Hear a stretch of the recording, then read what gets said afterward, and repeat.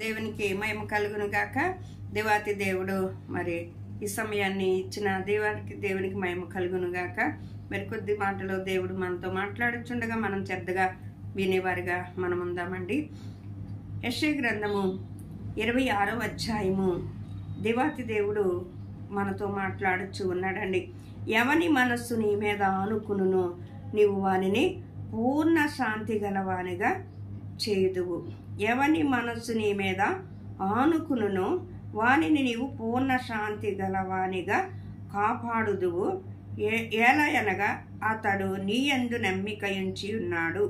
దేవునికి స్తోత్రం. చూడండి, మనం మరి అనేక విధాలుగా మనము మన బలగాన్ని బట్టో, లేకపోతే మనకున్న పలుకుబడిని బట్టో, లేకపోతే మనకున్న ధనాన్ని బట్టో, మనకున్న గృహాన్ని బట్టో, లేకపోతే మనకున్న సంతతులను బట్టో, మరి అనేక పరిస్థితులు గుండగా మనం ఏం చేస్తామంటే అండి, గర్వించే విధంగా ఉండాలి అని అనుకుంటాము. కానండి మన మనసులకి శాంతి, సమాధానము, నెమ్మది కూడా ఉండదండి. ఎందుకంటే వారికి ఏదో ఒకట అలజడలు, ఏదో ఒక ఒత్తిళ్ళు, ఏదో ఒక కష్టకాలాలు, నెమ్మది లేని జీవితాలు, విశ్రాంతి లేని జీవితాలు అన్నీ ఉంటాయి. కానీ వాళ్ళ హృదయాలకి ఏముండదంటే సమాధానం ఉండదండి. వాళ్ళ జీవితానికి ఏముండదంటే మరి వాళ్ళ హృదయాలు గాబర్గా ఉంటాయి. లేకపోతే వాళ్ళ హృదయాల్లో అనేకమైన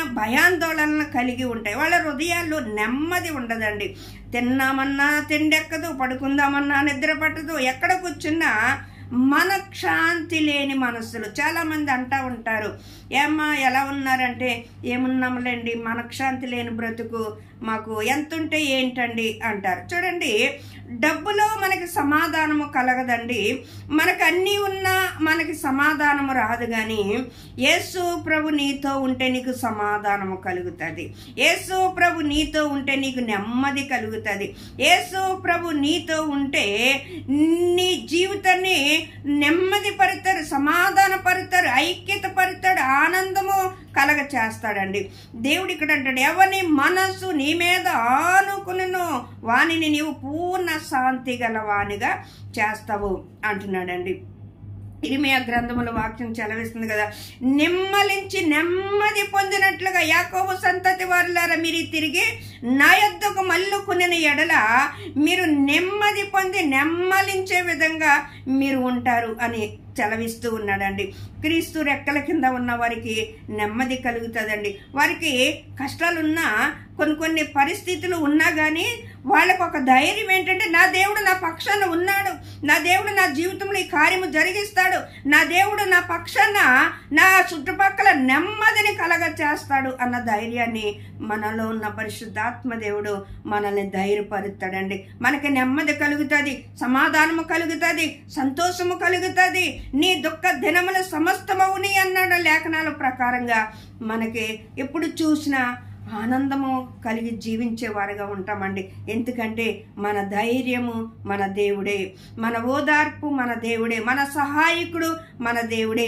ఒకవేళ నెమ్మది లేని స్థితిలో నీవున్నావా, సమాధానము లేని స్థితిలో నీవున్నావా, కృంగుదలలో నీవున్నావా, నీ జీవితము కృంగిపోతూ ఓదార్పు పొందనల్లని పరిస్థితుల్లో నీవున్నావా, అయితే దేవుడు ఇక్కడ అంటున్నాడు, ఎవని మనస్సు నీ మీద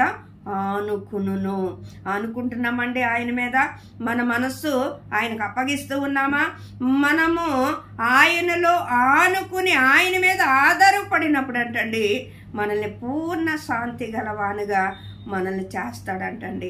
అంత గొప్ప దేవుణ్ణి మనం కలిగి ఉన్నాం.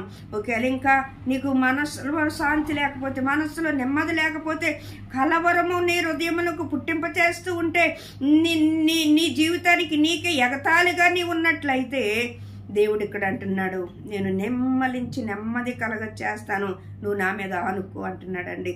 ఇక్కడ అంటున్నాడు. అంతేకాదు, ఇక్కడ ఏమంటున్నాడు అని అంటే, ఎలా అనగా అతడు నీ యందు విశ్వాసం ఉంచి ఉన్నాడు. చూడండి, మనం విశ్వాసం ఉంచాలండి, ఆయన యందు నమ్మిక ఉంచాలి, ఆయన యందు ఆనుకుని ఉండాలి, తర్వాత విశ్వాసం ఉంచాలండి. ఎవరైతే మరి దేవుని యందు మన విశ్వాసం ఉంచి ఆయనతో మనము జీవించడానికి, ఆయనతో పాటు మనము బ్రతకడానికి, ఆయనలో మనము నిగ్రహి మనలో ఉండి మనం ఆయనలో జీవించినట్లయితే మనకు సమాధానము కలుగుతుందండి, ఐక్యత కలుగుతుంది. యేసు ప్రభు అంటాడు, మీకు సమాధానము కలుగునుగాక అంటాడండి.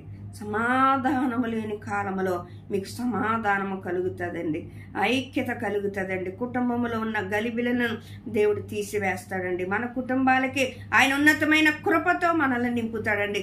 అంతేకాదు మన చుట్టుపక్కల ఉన్న మన పరిస్థితులన్నిటినీ సకపరిచి మనకు నెమ్మది కలుగుతుందండి. నిమ్మలించి నెమ్మది పొందే విధంగా దేవుడు మనల్ని చేస్తాడండి. ఇప్పుడు ఈ లోకంలో ఎక్కడ చూసినా నెమ్మది లేదండి, ఎక్కడ చూసినా సమాధానము లేదు, ఎక్కడ చూసినా ఐక్యత లేదు, ఎక్కడ చూసినా గొడవలు, ఎక్కడ చూసినా హృదయములు పరుగులాటలు, మరి ఎంతో ఎంతో భయంకరమైన దుస్థితులు కూడా ఈ లోకం వెళుతూ ఉన్నప్పుడు ఒకవేళ దేవుడి చేతిలో నువ్వు ఉన్నట్లయితే నీకు సమాధానము కలుగుతుంది.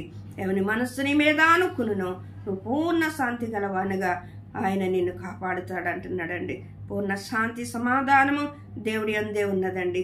సమస్తమును ఆయన చేతిలో గుప్తములై ఉన్నాయి. ఆయన కృప మనం పొందుకుందాం. ఈ కొద్ది మాటలో దేవుడు తన ఎన్నికల్లో దీవించునుగాక. ఆమేన్.